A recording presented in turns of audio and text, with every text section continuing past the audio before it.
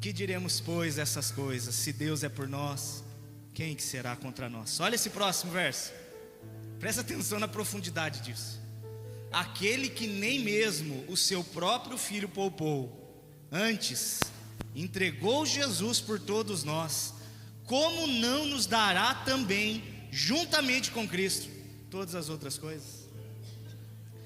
Uma frase de Timothy Keller que quebrou comigo essa semana. Ele diz assim: Deus olha para aquele que anda ansioso e manda dizer: eu rasguei o meu filho em pedaços por você, e você ainda tem medo que eu não lhe dê o que você precisa? Volta para o dia da crucificação. Imagina que você está lá. Imagina que você acompanhou todo o martírio de Cristo. Imagina que você viu Ele sofrendo, você viu Ele sangrando, você viu a pele sendo rasgada, você viu os ossos expostos. E aí, quando você para no pé da cruz e você olha para cima, Jesus está morto. E aí você olha para Ele e fala assim: não, eu acho que você não me ama tanto assim. Não faz o menor sentido. Não faz o menor sentido a gente duvidar daquilo que o Senhor tem prometido, só porque nós não estamos vendo o que Ele está fazendo. Quero falar com você que recentemente orou a Deus perguntando aonde está o Senhor. Você que recentemente disse a Deus que Deus esqueceu de você. Você que recentemente começou a questionar: Deus, será que o Senhor me ama mesmo? Só porque você não está vendo o que Ele está fazendo. Eu tinha acabado de ter uma experiência com o Senhor sensacional, tudo a ver com fé. Quando Ele falou sobre fé, eu falei: é de Deus mesmo.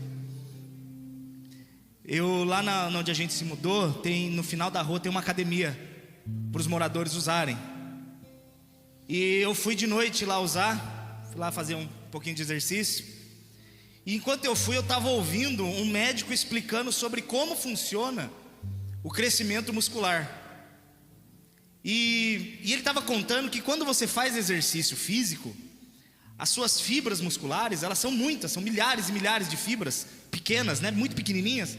E quando você vai fazendo a força, ela vai rompendo. O corpo, durante a noite em especial, ele vai recuperando essa fibra, só que ele reforça ela maior do que ela era.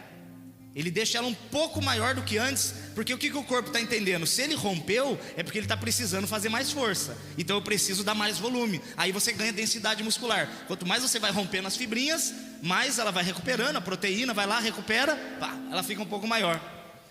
E ele falando isso, eu estava ouvindo o cara falar enquanto eu treinava. Eu estava fazendo aquele exercício de puxar a cordinha, né, do tríceps, que é um horror, que lá fica queimando. E aí estava queimando, eu falei assim: cara, que interessante. Então quer dizer que enquanto eu estou fazendo aqui o exercício, o movimento, as fibras do músculo estão rompendo, e ao mesmo tempo o corpo já está recuperando, e ao mesmo tempo ele já está colocando proteína, e ao mesmo tempo o sangue está carregando oxigênio. Só que eu não estou vendo nada disso sendo feito. Falei: Senhor, como o Senhor é criativo. O Senhor faz o nosso corpo funcionar de uma forma perfeita, ainda que nós não estejamos vendo o que está sendo feito. E na mesma hora o Espírito Santo de Deus é igualzinho com a tua vida. Eu estou fazendo, eu estou agindo, eu estou colocando as coisas no lugar, e só porque você não está vendo, você acha que eu não estou fazendo. Então isso é de uma ingratidão insuportável. Isso é ridículo da nossa parte. Senhor, eu só creio se eu perceber. A Bíblia diz em Isaías 64 que o nosso Deus, Ele é um Deus que trabalha por aqueles que nele esperam. A palavra de Deus diz em Salmo 127 que Deus dá aos seus enquanto esses dormem. Você vai ver várias passagens que mostram um Deus agindo enquanto as pessoas não estavam vendo. Mas o que deixa em comum é que nenhuma delas deixou de crer e desistiu da caminhada até encontrar a resposta do Senhor.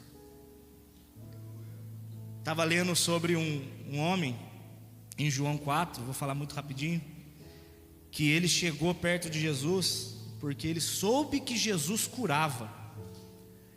E ele chegou para Jesus desesperado, falando: mestre, o meu filho está lá em casa muito doente, e ele vai morrer.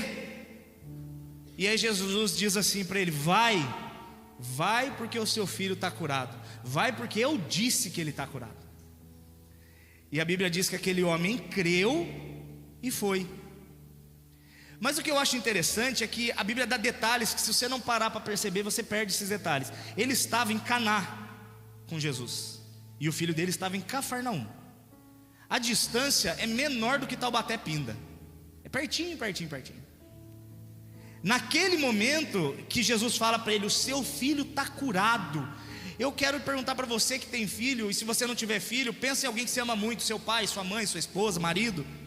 Se essa pessoa está num câncer terminal, está para morrer, está desenganada, e aí Jesus chega para você e fala: essa pessoa está curada, o que você faz? Você não sai correndo para ver? Eu sairia correndo para ir ver. Imagina, pegar meu bebezão loirão, pentecoste, ungida, canela flamejante, Elinéia. Elinéia está dodóizinha, aí vem um profeta e fala: Deus manda dizer que ela está curada agora. Eu vou falar assim: Deus abençoe, e vou correndo para ver. A Bíblia diz que esse homem creu e foi. Só que aí a Bíblia vira o versículo, e ele chega em casa, os servos vão correndo até ele, fala assim: Senhor, seu filho está curado. Aí ele fala assim: está curado? Está curado. Que horas ele foi curado? Aí disseram assim: ontem, a 1h da tarde. Se ele não tivesse crido, ele não teria ficado na cidade para resolver o que ele tinha que resolver até o outro dia. Se ele ficou até o outro dia, é porque Jesus virou para ele e falou assim: seu filho está curado. Ah, é? Então tá bom, então vou resolver o que eu vim fazer, já que resolveu lá. Não ficou aquela aflição: será que Deus está fazendo? Será que Deus está cuidando? Eu afirmo para vocês: o seu Deus está trabalhando na sua vida enquanto você não está vendo. Amém. Você tem orado, Deus está mexendo com essa pessoa. Você tem insistido. Deixa eu falar um negócio para você. Sabe o que Deus está dizendo aqui? Sabe o que Deus está dizendo aqui? Que o céu está aberto para derramar novos dons nessa igreja, cara.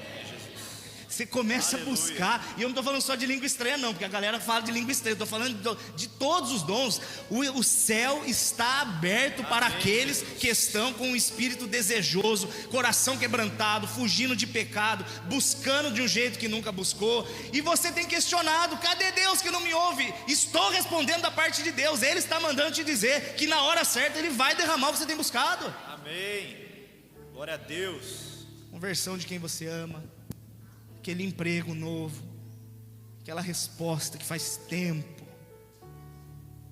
Não é sobre você, cara. Não é sobre você. O Senhor não derrama uma bênção só para mim. Isso é muito egoísta.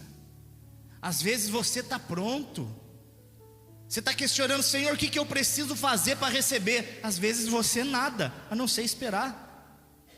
Porque quando Deus faz, não é para você, é para mudar o ambiente onde você se encontra. Ele está colocando as coisas no lugar. Não é só você não, são as pessoas em volta. Gostei muito do Dani ler essa passagem de Hebreus 11, porque eu tinha separado ela sobre Moisés. Porque a Bíblia diz uma coisa incrível. Ela fala assim: Moisés abriu mão do prazer terreno para sofrer com o povo de Deus. Só que hoje Moisés é quem? Um grande herói da fé, um grande homem de Deus, um amigão que a gente vai chegar no céu e vai conversar com ele e contar as histórias de como foi aquela caminhada do deserto. Mas e se ele não tivesse persistido e insistido? Sabe que ele era hoje uma múmia. Ele era mais um faraó, mais uma múmia no museu. Ele abriu mão da riqueza do palácio para permanecer no caminho do Senhor e ser recebido na glória. Glória a Deus, aleluia, Jesus. Quero terminar cantando com vocês um louvor que, quando eu estava voltando da academia, né, eu fui lá treinar, e aí o Senhor falou comigo: isso que você está vendo acontecer na musculatura é exatamente o que eu estou fazendo na sua vida. Eu voltei para casa. Quando eu abri a porta, a Eli tinha deixado a TV ligada, e pela primeira vez eu não briguei com ela de ter deixado ligado quando saiu de casa, porque estava ligada no YouTube tocando louvores, e caiu exatamente nesse louvor. E eu queria que você fechasse os olhinhos. E de verdade, isso não é de uma forma emotiva, Eu seria do diabo se eu estivesse falando para mexer emotivamente. Isso é o Senhor falando com você. Fecha aí os olhinhos.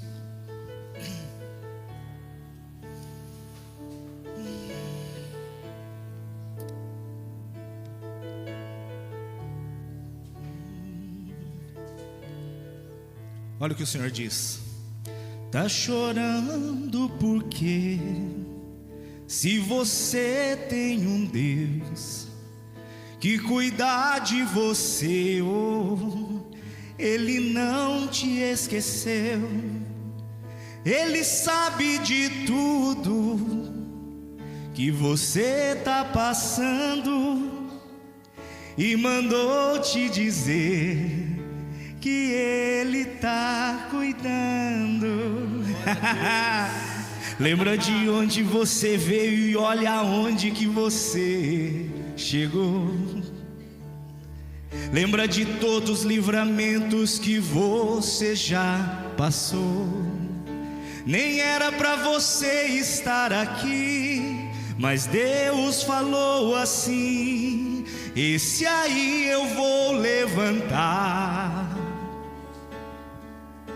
e onde colocar as mãos eu vou abençoar. E aí, igreja?